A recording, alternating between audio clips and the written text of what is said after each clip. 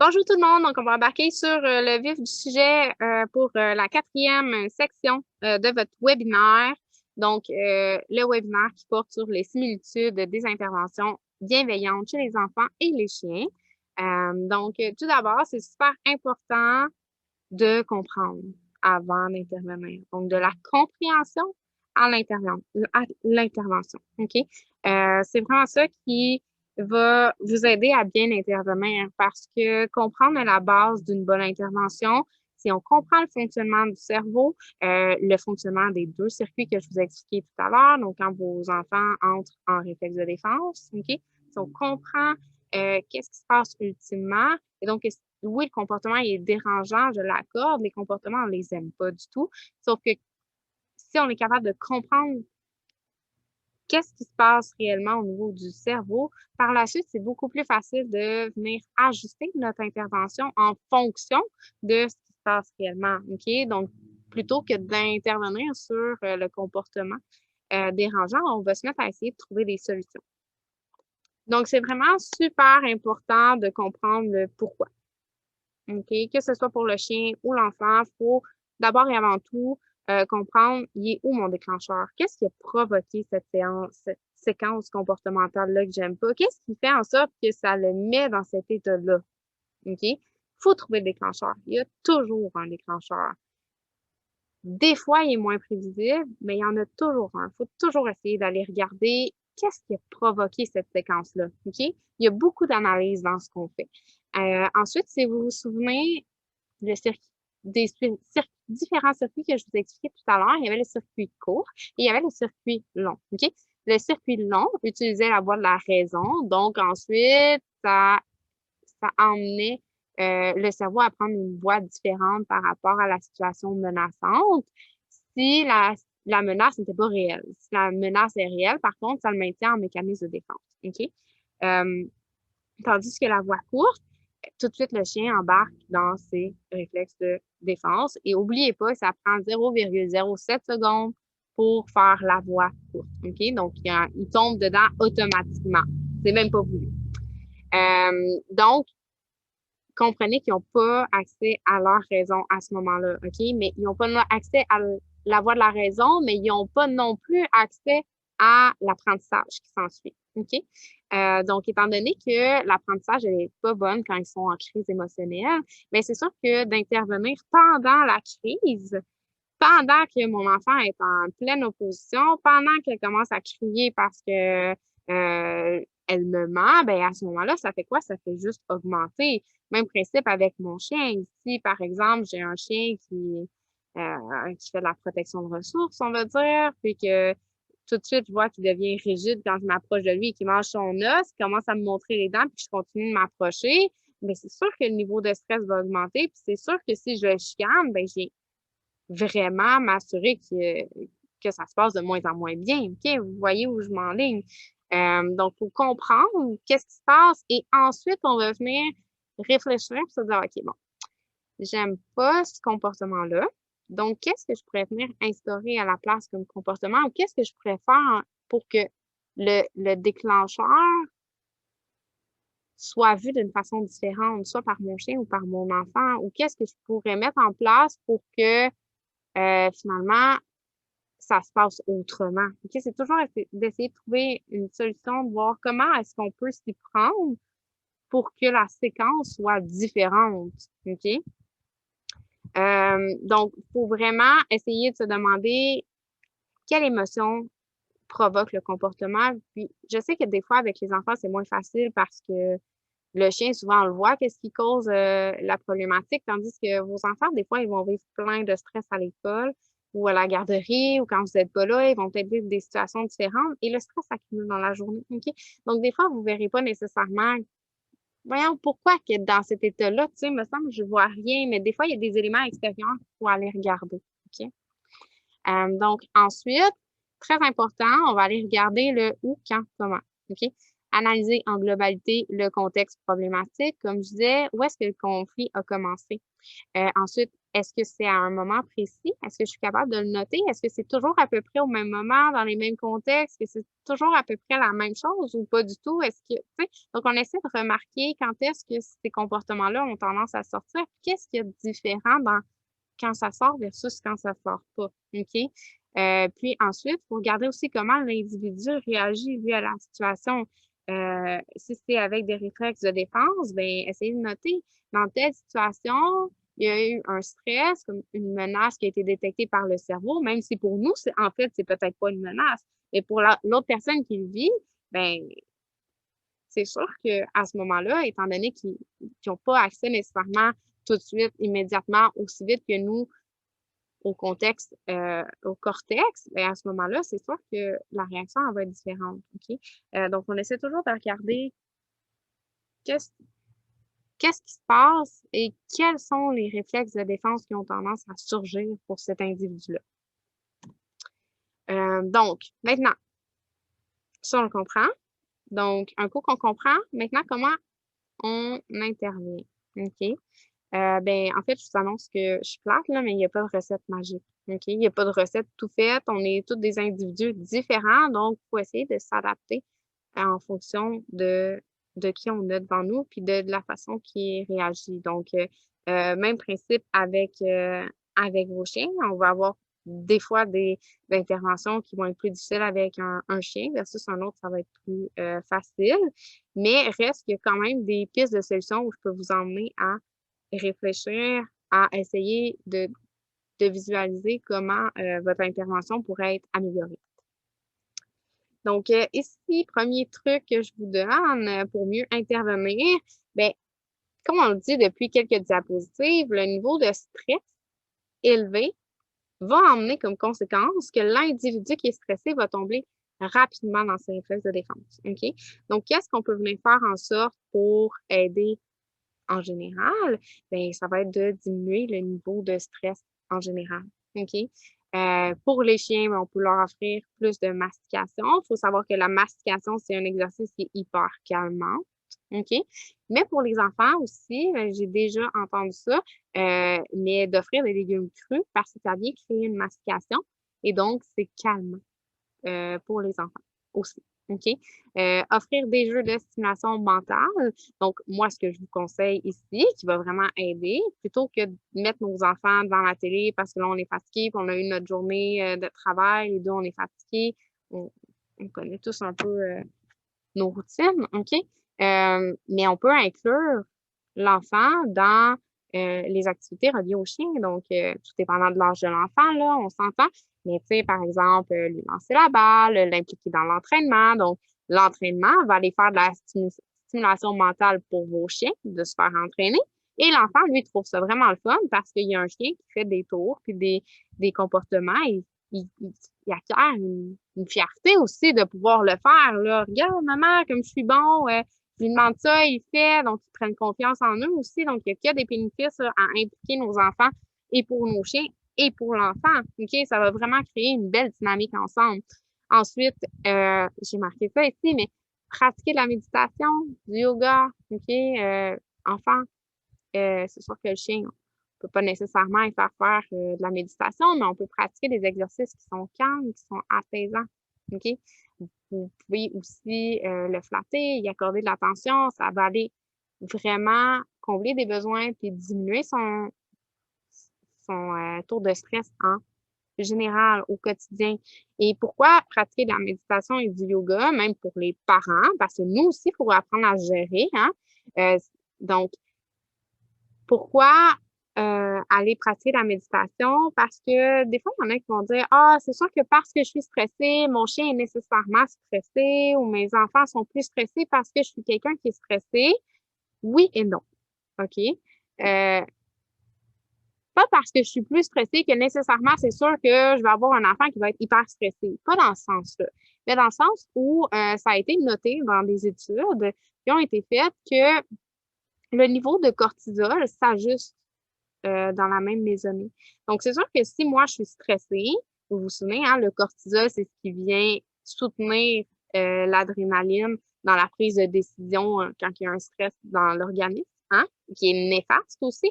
Donc, plus mon taux de cortisol est élevé, plus les membres de ma famille, incluant mes animaux, risquent d'avoir un taux de cortisol élevé parce que ça va venir tout s'adapter. Mais l'inverse est vrai. Hein? Si j'ai un chien qui est hyper stressé, qui a un taux de cortisol dans le tapis, bien, c'est sûr qu'il va venir faire augmenter le mien. Donc, même principe, OK?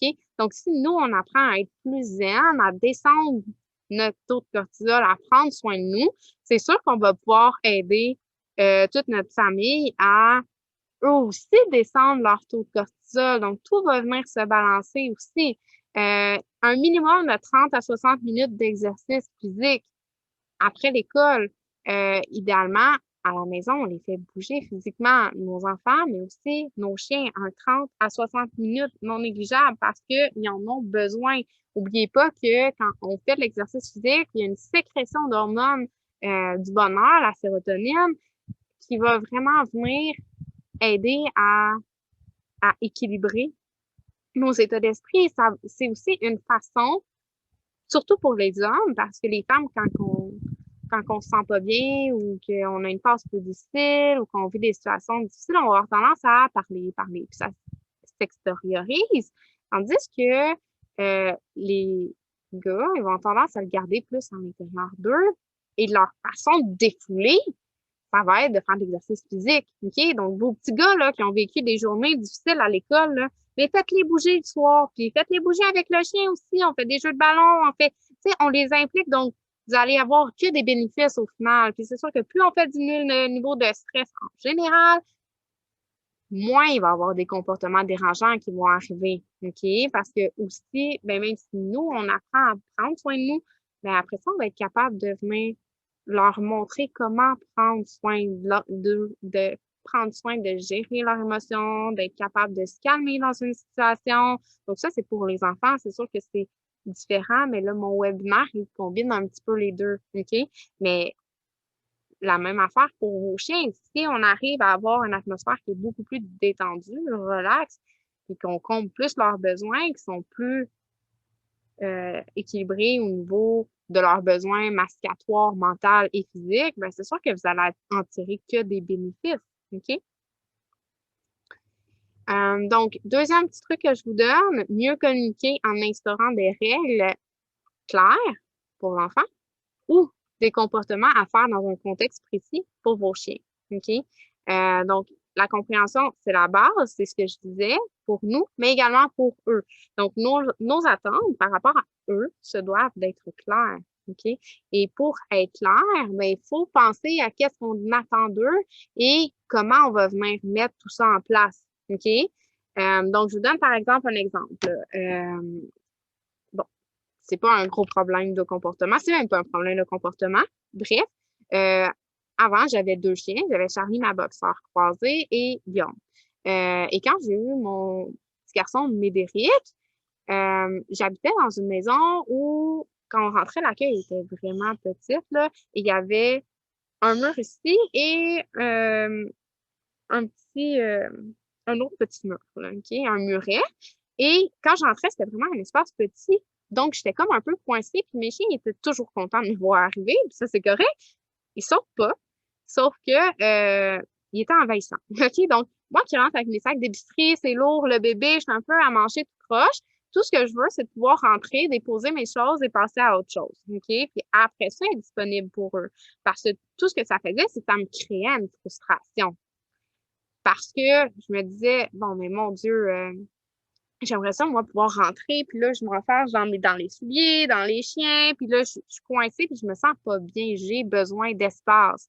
Donc, plutôt que de répéter « Ah ouais, là-bas », ce que je leur ai appris, c'est que quand le déclencheur de porte, hein, n'oubliez pas, on travaille le déclencheur, quand la porte ouvre, qui est mon déclencheur du comportement de venir me voir, mais quand la porte ouvre, ça veut dire va sur ton tapis et couche-toi et reste là jusqu'à temps que je te dise que tu peux y aller.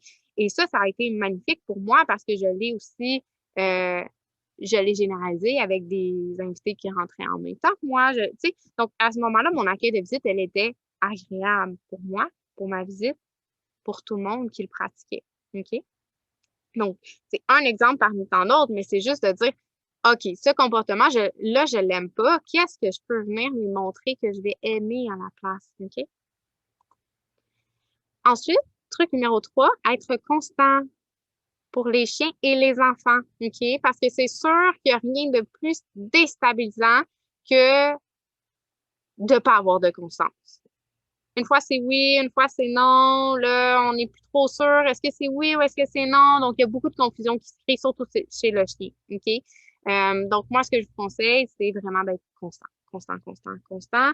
Ça m'arrive souvent que je vais en consultation et qu'on me dise, bon, ben là, moi, je veux pas qu'il monte sur le lit, mais ma conjointe, ça lui dérange pas. Donc là, il y a oui, il y a non, puis là, bon, ben à un moment donné, ça devient très problématique. Donc, c'est oui ou c'est non. OK? Il faut être constant. C'est le même principe que si vous allez marcher en laisse, puis que vous avez un petit chiot, puis que vous le laissez sentir tout le monde qui voit, puis qui est rendu à l'âge adulte, ben là, c'est fini parce que on veut plus qu'il le fasse, puis que là, il devient full réactif, ben c'est qu'il y a une confusion, il y a une incohérence quelque part. C'est pas constant, vous comprenez? Donc, c'est oui ou c'est non. OK? Clarté. Ensuite, quatrième petit truc que je vous donne, renforcer les bons comportements. OK? Les comportements que vous aimez. Souvent, en tant qu'humain, ça c'est normal, on est fait comme ça, mais on va vraiment remarquer ce qui nous dérange. Pas ce qu'on aime nécessairement. OK? Ce qu'on aime, on est tellement habitué de le voir qu'on manque des fois de reconnaissance, mais renforcez les comportements que vous aimez. Quand vous aimez ça que votre chien soit tranquille dans la maison, là, on le récompense. Quand vous voyez que votre enfant s'est assez ennuyé, emmerdé, puis qu'il a été se prendre un casse-tête, puis qu'il commence à s'occuper seul, on le félicite. OK? Donc, à chaque fois que vous allez renforcer les comportements que vous aimez, toutes les petites attentions que vous avez aimées, ben ça va aider, à diminuer le niveau de stress, OK, en général, parce que, mon Dieu, c'est flatteur, c'est le fun, ça crée des sentiments positifs. Mais en plus, ça va aider à la reproduction de ces comportements-là. Hey, à chaque fois que j'ai été me chercher un casse-tête ou je me suis occupée ça, j'ai été félicitée, c'est le fun, je vais le recommencer. OK? Même principe avec, ben, à chaque fois que mon chien s'est couché, je l'ai félicité, ben, à ce moment-là, c'est renforçant pour lui, il va le recommencer. OK? Vous me suivez? Numéro 5, il faut être absolument présent. Mais pas juste, on arrive, puis on est surchargé, on a notre journée dans le corps, puis on rentre en pilote automatique. OK? On fait souvent ça, on voit même plus le temps passer, le temps, les années passent en pilote automatique. On va travailler des fois, puis en faisant la même itinéraire, ça m'arrive à moi aussi, là, quand je vais porter mon fils à la garderie, des fois, oups, je suis déjà rendue à cette lumière-là, comment ça, tu sais? Donc, on rentre en pilote automatique, on se rend même plus compte, on n'est plus ici maintenant. Maintenant, OK? Soyez présents. Il faut être ici, maintenant, avec eux. Et de toutes les formations que je fais sur la bienveillance, ça ressort. Quand on est ici, maintenant, qu'on prend le temps de les observer, qu'on prend le temps de découvrir qui ils sont, nos chiens, nos enfants, qu'est-ce qu'ils ont besoin, ben après ça, c'est beaucoup plus facile de venir intervenir au bon moment et de venir connecter aussi avec eux. OK? Donc ça, on essaie le plus possible, on ferme nos téléphones, trouvez un truc, mettez-vous à faire de la méditation, peu importe, mais le soir, entre telle heure et telle heure, je suis avec mes enfants, je suis avec mon chien, je suis là, maintenant, ici, avec toi. OK? Ça va vraiment aider à créer un bon lien, puis à éviter aussi les demandes d'attention qui sont inadéquates parce qu'il y a eu sa dose d'attention, il y a eu sa dose d'amour. Ça a été noté, ça, que les chiens maintenant, ils ont besoin d'avoir l'affection de leur humain. OK? Donc, pour le plaisir du savoir, ça c'était mes petits trucs. Pour le plaisir du savoir, je vais vous parler de d'autres choses qui est reliées à les interventions, mais aussi à la bienveillance et tout ça. Donc, ici, je vous redonne des petits trucs, mais plus personnalisés, c'est plus global, mes autres trucs pour le chien et pour l'enfant. Mais là, je vous parle de l'enfant. Donc, pour le parent d'un enfant, ce que je vous recommande vraiment, c'est de prendre soin de vous. Vraiment, vraiment, vraiment. De vous faire confiance. OK? Je sais qu'il y en a 1 million de conseils qui viennent d'un peu partout, mais il faut essayer de vous faire confiance à vous. OK? C'est vous, le parent, c'est vous qui connaissez le mieux votre enfant. c'est vous qui allez savoir quelle intervention va être la plus appropriée, OK? Être disponible physiquement et mentalement, OK? On est là, maintenant, ici, OK? Utiliser la technologie, mais de la bonne manière. Que ce soit éducatif, non pas juste pour le fun, je game, il y a des jeux de violence ou des choses comme ça. Vraiment, c'est pour l'éducation. Donc, c'est éducatif, ils apprennent quelque chose, c'est interactif, c'est le fun, et non pas juste pour le plaisir, OK? Parce que je vais y venir un petit peu plus loin, mais vous allez voir, c'est pas si fun que ça. Donc, comprendre le mode de fonctionnement de l'enfant. Est-ce qu'il est plus un yin ou il est plus un yang? OK? Donc, il y a vraiment des différences au niveau de comment les enfants vont apprendre. Les yin, ils vont utiliser plus l'hémisphère qui utilise la créativité. OK? Ces choses-là, donc, ça va être des enfants, surtout des filles, habituellement, qui vont être capables de se concentrer beaucoup plus longtemps sur une tâche assise et tout ça. OK? Tandis que le yang, ben, habituellement, c'est plus un mode de fonctionnement pour les garçons. Mais les yang, ils vont avoir tendance à vouloir vraiment plus apprendre, mais en bougeant. Puis juste à titre informatif comme ça, là, pour ceux que ça intéresse, mais savez-vous que dans un garçon sur deux est en échec au niveau scolaire parce que le modèle d'éducation qu'on a présentement est plus conçu pour le modèle d'apprentissage yin plus que yang. OK? Donc, ensuite, un autre truc que je vous donne, accueillir l'émotion, la nommer et apprendre à la contrôler. Donc, c'est très important d'apprendre à nous à les contrôler, mais apprendre aussi à nos enfants comment faire pour revenir au calme parce qu'on a besoin de s'apaiser, hein, si on va avoir accès à notre apprentissage, à notre cortex. Puis plus on va être capable de s'apaiser d'une même façon, d'une bonne façon, plus l'enfant va être capable d'y accéder de plus en plus rapidement. OK? Donc, diminuer le niveau de stress dans l'environnement, intervenir au bon moment, créer une routine qui est sécurisante, les faire bouger physiquement, puis les laisser s'ennuyer. On a tendance à vouloir toujours les stimuler pour qu'il y ait quelque chose à faire, puis dès qu'ils n'ont rien à faire, ils viennent nous voir, puis ils nous disent, ben voyons, ben je sais pas quoi faire, là. Puis à ce moment-là, ben, on a tendance à essayer de trouver une solution, puis d'essayer de leur faire faire quelque chose, mais les laisser s'ennuyer, c'est vraiment ça qui va aider à ce qu'ils développent leur créativité. Donc, je m'ennuie, je sais pas quoi faire, ben, essaie d'aller t'occuper. On les laisse aller réfléchir, OK? Ils vont trouver quoi faire, ils vont inventer des jeux, ils vont... Combien de fois, quand on était enfant, on n'était pas à côté de nos parents et on trouvait quand même quelque chose à faire, OK? Donc, pour le propriétaire de chien, premier petit conseil, prendre soin de soi aussi, parce que si vous vous dites, ben, je vais aller entraîner mon chien ce soir, puis que ça vous tente pas, que vous êtes super fatigué, que vous êtes fâché, que vous n'êtes pas dans un bon état émotionnel, ben, c'est sûr que ça sera peut-être pas super positif, OK? Mais ça doit faire partie de votre mode de vie, d'essayer de prendre soin de vous d'abord pour vous être disponible pour votre chien par la suite, OK? Se faire confiance, encore une fois. Je sais qu'il y en a 1 million de conseils qui reviennent de partout, puis c'est correct de les écouter, les conseils, OK? Mais il y a tellement d'informations. Revenez à la base. C'est vous le propriétaire, c'est vous qui le connaissez, c'est vous qui habitez avec. Donc, on se fait confiance dans comment on intervient de façon bienveillante, on s'entend. Ensuite, être disponible physiquement, mentalement, diminuer le niveau de stress dans l'environnement, ça va être un non négligeable. C'est ça qui va aider à ce que votre chien soit plus équilibré. Intervenir encore une fois au bon moment. S'il est en train de péter une crise, c'est pas le bon moment. On va attendre qu'il soit calme et on va essayer de faire une analyse pour trouver, voyons, c'est quoi le contexte qui cause la problématique? C'est quoi mon déclencheur? Parfait, il est là mon déclencheur. C'est quand je rentre dans la maison qu'il saute, puis il surexcite, puis il est plus capable de se contrôler. Ben, je vais travailler mon accueil de la visite. Je vais m'assurer que maintenant, quand je rentre, ben, il y a une autre fonction à faire à 100% du temps. OK? Je suis constante. Ensuite, créer une routine qui est sécurisante, les faire bouger physiquement, les laisser s'occuper seuls. Encore une fois, des fois, il y a des chiens qui ont plus de drive, d'énergie.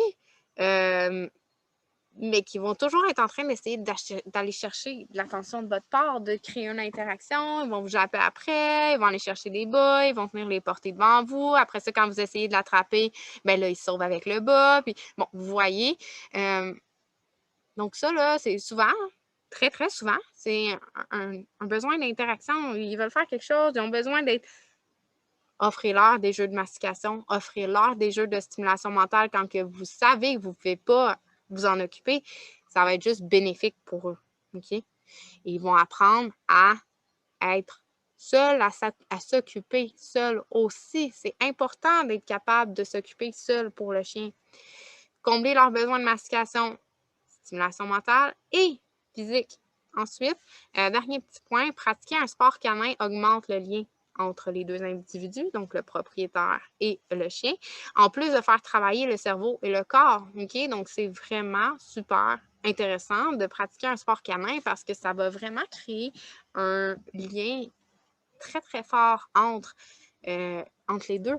OK? Non seulement ça, mais en plus, ça vous fait dépenser physiquement et ça vous fait travailler mentalement et ça vous emmène très, très, très souvent dans une passion que vous allez vouloir partager avec votre chien. OK? Donc, vous allez vraiment devenir un duo.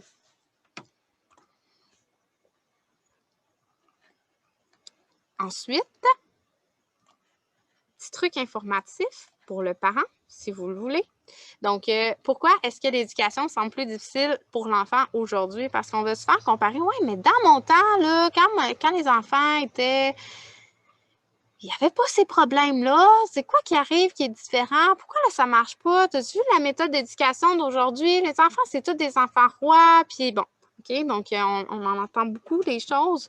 Mais ce qui arrive, c'est que, par exemple, à 2 ans puis à 4 ans, ben, il y a une crise identitaire. OK? C'est la crise. On a 2 besoins fondamentaux qui sont toujours en constante contradiction. Même pour nous, là, on ne s'en rend pas nécessairement compte, mais vous verrez, on a un besoin de lien et on a un besoin de détachement. OK? Mais pour l'enfant qui arrive à 2 ans, ben, il a envie de décider tout seul, mais en même temps, c'est tellement difficile pour lui d'arriver à gérer toutes ces 2 émotions-là. J'ai envie d'un lien, mais j'ai pas envie en même temps. Il essaie de créer un détachement, mais il est comme pas trop sûr. Donc, ça fait des crises identitaires à des âges précis où c'est plus intense. Donc, à 2 ans et à 4 ans, le Terrible 2 et le Fucking 4, c'est des âges où il y a une crise identitaire. Donc, c'est pas anodin, c'est pas pour rien que c'est parce qu'il y a 2 ans qu'il réagit comme ça. Il y a vraiment quelque chose qui se passe au niveau de l'enfant à ces âges précis-là. OK? En plus, qu'est-ce qu'il y a de différent? Le point le plus important, c'est la technologie. OK? Il n'y en avait pas autant de technologie dans le temps de nos parents, par exemple, ou dans vos temps, là, tout dépendant qui est derrière l'écran. Mais la technologie, ça amène le problème suivant. OK? La technologie, les jeux, surtout vidéo, là, je dis pas que c'est jamais bon de leur en donner, il faut l'acheter dans la poubelle, OK? Vous prenez ce que vous voulez comme information que je vous donne. Moi, je vous transmets mon savoir tout simplement, OK? Mais les jeux qui stimulent pour le plaisir, sachez que ceux qui les conçoivent, ils les conçoivent justement dans le but d'aller stimuler la zone du plaisir du cerveau qui est la dopamine, OK? Et à ce moment-là, ce que ça fait, c'est que ça crée un déséquilibre hormonal au niveau de la dopamine, de la sérotonine et de la noradrénaline. OK? Ce que ça fait vraiment, ultimement, c'est que quand nos enfants sont même sur les réseaux sociaux, OK, les personnes qui sont plus yin vont être beaucoup, beaucoup dans le contact physique, les discussions, tout ça, pas le contact physique, mais le contact social, et vont tomber plus accros aux réseaux sociaux. Ceux qui sont plus dans le yang vont tomber plus accros aux jeux vidéo. OK? Mais c'est juste une petite parenthèse. Donc, ce que ça fait, c'est que ça stimule énormément la dopamine. OK? Et comme la dopamine, c'est la même hormone qui va être stimulée par des drogues, OK? Donc, ça fait un peu le même principe, sauf que c'est vraiment hyper stimulant pour la dopamine. Donc, elle veut avoir sa dose, vous comprenez? OK? Donc, quand elle n'est pas stimulée, elle a besoin de rechercher cette stimulation-là. Et comme elle n'y a pas accès tout le temps ou comme elle voudrait ou quand elle voudrait, ce que ça fait, c'est que la dopamine, elle veut tellement avoir sa dose qu'elle va venir couper le lien des neurotransmetteurs entre la noradrénaline et la sérotonine. OK?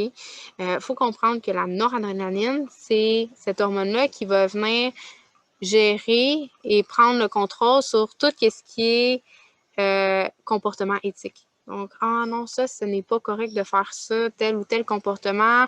Et la sérotonine, ben, c'est elle qui contrôle l'humeur, mais qui favorise l'empathie. OK? Donc, si non seulement je viens de couper les neurotransmetteurs de ces deux hormones-là, ben, l'enfant n'est plus empathique. OK? Vous comprenez? Donc, à ce moment-là, il va venir faire des comportements qui sont inadéquats parce qu'il y a un blocage de la noradrénaline, donc les comportements ne sont plus éthiques. Mais en plus, on n'a plus de sérotonine et donc il n'y aura plus d'empathie. Donc, c'est pas grave de faire ce comportement-là au final. Vous comprenez? OK?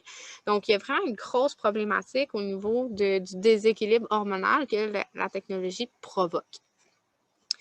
C'est sûr que le taux d'anxiété est plus élevé.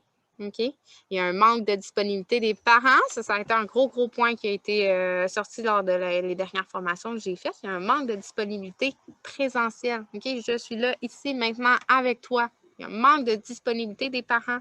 Il y a aussi des anxiétés de performance pour le parent et pour l'enfant aussi, mais on veut tellement être parfait qu'on se met des attentes pas possibles. Donc, à ce moment-là, ça nous met dans des anxiétés de performance. C'est néfaste pour l'organisme. Et voilà ce qui mettait fin à la présentation. Donc, si vous avez des questions, vous avez des problèmes avec vos chiens, vos enfants avec vos chiens, bref, n'hésitez pas à me contacter, ça va nous faire plaisir de vous aider. Voilà, j'espère que vous avez aimé ça. Si vous avez aimé ça, vous pouvez toujours nous laisser un petit commentaire, ça va nous faire plaisir. Si vous avez des questions, vous avez besoin de comprendre certaines choses plus en profondeur, n'hésitez pas à me laisser dans les questions à la toute fin.